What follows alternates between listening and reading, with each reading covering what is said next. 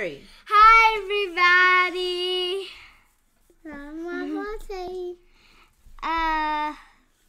Austin's Say hi. birthday is in 3 days. All right. Tell them bye. Bye. Bye. Bye. All right.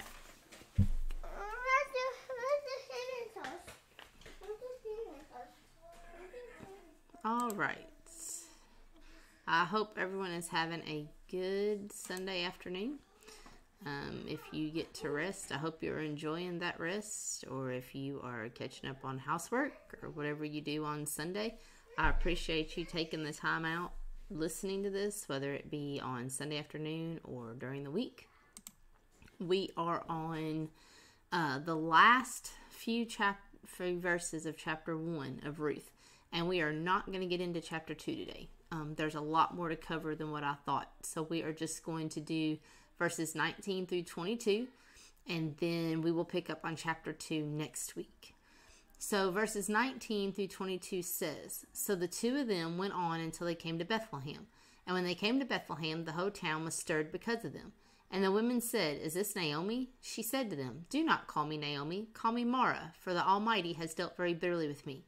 I went away full, and the Lord has brought me back empty. Why call me Naomi, when the Lord has testified against me, and the Almighty has brought calamity upon me?'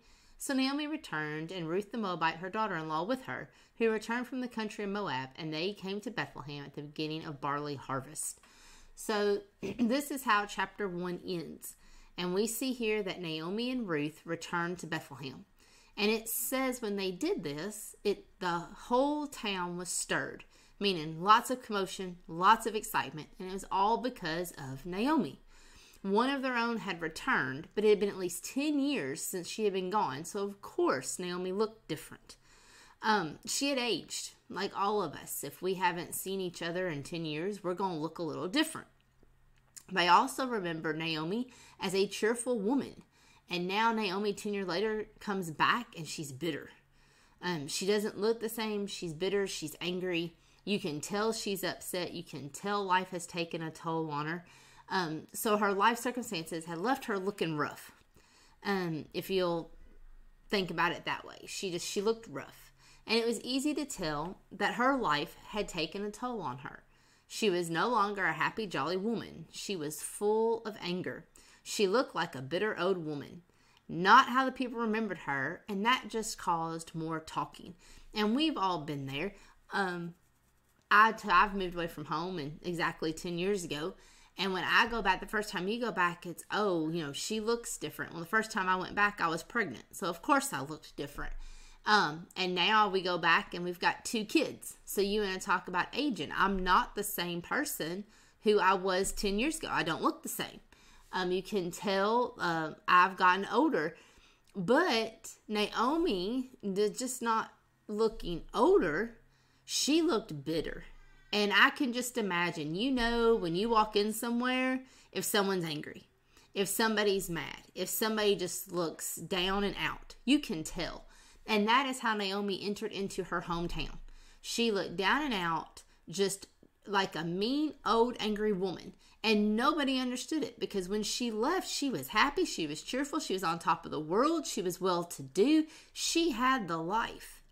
And now she's coming back. And I'm sure people are talking, where's her husband? Where are her kids? Who is this girl with her? What is she doing? What has she done? Why is she returning? And we do some of the same things too. If we haven't seen people for a long time and they come back, what's the first thing we say? Well, what are you doing here? What brought you back? Or most of the time you hear, oh, you look good. But sometimes you can just tell, oh, you don't look so good. Life hasn't treated you so well. So we know what Naomi's going through. She is the talk of the town. And she really doesn't care. And she's not doing this for attention. That is exactly how Naomi felt. She was bitter. She was angry towards God. And she was going to let people know it. In verse 21, she said she went away full, and the Lord brought me back empty. Naomi thought of herself as full when she had her husband and her 2 sons. Now that they were gone, she was empty. This tells me her whole life centered around what? Her family. And now that her family's gone, she has nothing. She doesn't know what to do, or so she thinks she has nothing. I think we can all relate to this. When we're around family, we all have good time, good memories. We just ended the holidays. What was the holiday about? Being around family. Now, this year was a little bit different. We're not going to talk about this year, but just think about the past years. In my 38 years, you're always around family. On holidays, birthdays, whatever. You're around family and you have good times. You have good memories. You have fun. But what happens when a family member dies? And a lot of us have felt that this year. You've lost a loved one. Are the birthdays the same? Are the Christmases the same? Are the Thanksgivings the same? You still move on. You still live. They can still be good times, but there's that void. It leaves a sad place. You see that person's not there. It's a reminder. In this situation, Naomi hasn't just lost one. She's lost 3. She's lost her entire immediate husband and sons. She's lost them all. So think about her daily life. Every memory, everything she used to do involved her family, and now they're not there. So I think we can all relate to how Naomi is feeling and why she feels empty. Now, we may have not lost 3 people in one time. We may have not lost, but all like as much as she has regarding family members. But we know why she could be feeling empty. But it seems during all of this, all we've talked about last week and this week is Naomi is down and out. She's angry. She's bitter. But I think she's forgetting about the person that's standing beside her. She's forgetting about Ruth. She has Ruth every step of the way. And that, I think, says a lot about Ruth. She is with Naomi through her anger, through her bitterness, through her constantly saying, God is torturing me. God is angry with me. God is punishing me. God hates me. She's there. She endures it all. And that has to take a toll on Ruth too. When you're constantly around someone who is always negative, down and out, nothing's ever good enough, it wears on you. So this, I think, kind of shows us an insight to Ruth. She's a strong person. She is not, and this proves too, she's not going to run and leave. She can endure the hard stuff. But sometimes, are we like Naomi? We only concentrate on the bad and we don't see the good things right in front of us. And I could say that about what's going on in the world today. A lot of people want to focus on, oh, well, this is going to happen because of the new president, or this is going to happen because of COVID, or this is going to happen because of this new law. But we're not thinking, I've got my family who's healthy right in front of us, or I've got a job. You know, a lot of people don't have jobs. We're not thankful for the things right in front of us. We have food in our refrigerator. We have food, we have clothing on us. A lot of those things we always take for granted. We need their blessings. And Naomi did the exact same thing. She had Ruth right beside her and didn't even realize it. We can also relate to Naomi when she says that the Lord has brought calamity upon me. When something bad happens in our life, whether it be a death of a loved one, a loss of a job, bad health news, anything like that, we have 2 options. We always have 2 options. One option is we can look to God for comfort and believe that He has a plan and it's all going to work out. It may not be our plan, but God has a plan. Or our second option is we can blame God and say, why are you doing this to me? What have I done? Why are you punishing me? Why do you hate me? Why do bad things always happen to me? And that is the option Naomi chose. Naomi chose number 2. She wants to blame God for everything. And she wants to know the answers. What have I done to cause this?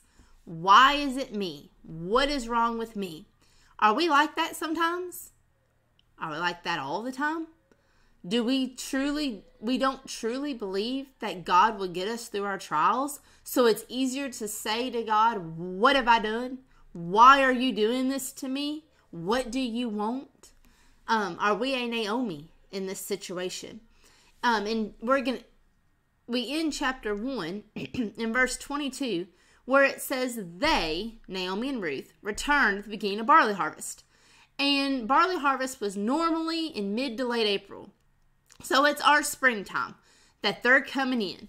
And they're back in their hometown. And Naomi feels her life is horrible. It is desolate like a famine. But at the end of the chapter, we see that it is the beginning of harvest. And you're probably thinking, okay, how are you going to compare these two? And I'm going to tell you how we're going to compare it. Could it mean that it's a time of new beginnings for Naomi? Most of us have planted something in our life, whether it be a garden, a flower bed, crops on a farm. We have planted something in our lifetime. When it's time to harvest, isn't it like a complete start over? We have fresh new soil. We plant new seeds. The seeds grow into a bountiful harvest. Isn't this what is about ready to happen to Naomi?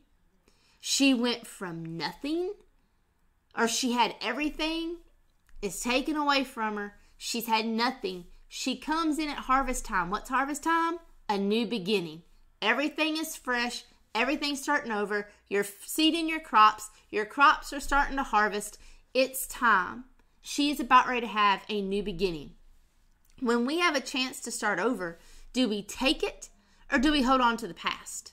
The bitterness, do we hold on to the past and the bitterness, or do we start over on a clean slate and make the best of our new beginning? This is what Naomi has to decide to do. She chose to go back home. She has a clean slate, a new beginning. She's starting over. Is she going to let go of the past? And do I mean forget that she lost her husband and sons? No. But is she going to hold on to that bitterness? Or is she going to turn and quit blaming God? Are we like that when we have a new beginning, when we have a chance to make things right or to start something new, start a new path in our life, whether it be a career, whether it be getting married, starting a family, whatever our new beginning is, are we still going to hold on to the bitterness? Or are we going to start over and thank God for the new beginning? Or are we going to feel like Naomi and feel like God is always against us no matter what we do, no matter how many beginnings? That you have a new beginning, but it's not going to work out because this happened last year and it didn't work then, so it's not going to work now. We're going to see what Naomi does. God does not allow anything to happen that he cannot redeem for his glory and our good. That ends chapter 1 of Ruth. It was just 22 short verses, but it is full of things to learn. And I know I can relate to all that has happened in these verses, and I bet you all can as well, either through personal experiences, through friends, through family, through just life in general. You know of circumstances, or you can relate to the things we've talked about in these 22 verses. We are instructed in Galatians 6:2 to carry each other's burdens. If anyone in the Bible is an example of this, it is Ruth. She was there for Naomi every step of the way. You know how we talked about just a few minutes ago that she didn't leave Ruth when Ruth was down and out and bitter? She walked that whole way with her. And they went back to where they came from. And I'm sure Naomi griped the whole way. When she walks into the city, don't call me Naomi, call me Mara. I'm bitter. God hates me. That has to be a lot to endure, to walk with somebody that's like that every single day. Ruth reminds us that relationships are strong and should not be easily tossed to the side if something does not go our way. That's another thing I've seen a lot of today. Oh, well, you hurt my feelings, so you're not friend anymore. Or, oh, you talked to this person and I don't like that person, so we can't be friends. We do that a lot. We toss away things just because we've had a bad day, or our feelings get hurt, or things don't go the way we think they should go, so we break that relationship. Well, I hope our relationship with God is a little bit stronger than our relationship with our friends. Do we have a strong relationship while things are going well, but once they start to go bad, we turn on God? A lot of people do that. God's great when everything is good, but let me lose my job and all of a sudden it's God's fault. Or letting one of my family members get sick and it's God's fault. I don't like God anymore. God's punishing me. God's horrible. Our faithfulness to God could be the light that someone needs to see to get them through a hard time. We always have to show and be a Christian that we need to be all the time through good times and bad times. And there are some people that are good with that. When you're going through a death in the family, when you're going through a loss of a job, or you're going through a traumatic medical procedure, or anything. I mean, a million things come to my mind. I hear one of two things. You either hear, you're strong. How did you do that? How did you have the strength to go through that? I could have never done that. Or you hear person complaining, and they're like, well, God did this to me. Don't do it. It's horrible. It's horrible. It's horrible. As a Christian, and like we said from the beginning, somebody is watching you all the time. We may know it. We may not know it. But everything we do, everything we say, even in our own homes, people are watching us. Are we showing that Christian light all the time? Are we Ruth? Are we standing by our husbands when things get rough? Are we there for our kids on some days we really don't want to be because they just pushed every button you have? Are we there for our in-laws? Are we there for our parents? And so on and so on and so on. Are we there for our friends? Are we there for our employers, or do we just go in and act like the rest of the bunch, whether it's Christian-like or not? Are we always showing our light? And in times that you don't know that people are watching you, or it doesn't seem like people are watching you, there's always somebody watching you, and there's always somebody going through something. And you might just be the person that they're looking at to see how you're going to act, how you're going to respond, how you're going to handle the situation. And depending on your reaction, could result in them having faith in God and them not having faith in God. So we always have to have that light, and not only have that light, but let others see that light. Don't hide it under a bushel like the song says. We've got it, but we don't show anybody that we're a Christian because we might be made fun of, or they might look at us different, or they're not going to invite me to this place because they know that I'm a Christian, or they're not going to include me in this group because they know I'm a Christian. Regardless of what it is, we always have to let our light shine. And I think we see in this book, or just in these short verses right here, that Ruth let her light shine. She has completely devoted her life to Naomi and hasn't left her. And so far, she has kept this promise. She was there for her every step of the way. And we haven't had the good times yet. This is all the bad times. She's been there through 3 deaths. And she's grieving herself. She lost a husband as well. We can't forget that. But Ruth still, that relationship with Naomi was strong. And even though Naomi is upset, and Naomi is bitter, and Naomi is mad at God, we see that she still believes in God. She still talks to God. She knows God. She hasn't completely left him alone. She's just asking why. And she's angry. And those two things aren't wrong. It's just what you do in your sin and anger. And she really hasn't done anything wrong. She just is bitter to everybody. She's angry. She's not going to make any friends. Nobody's going to be friends with her. Now, she did get attention. I don't know if it was wanted attention or unwanted attention when she went back home. But, she never really left God.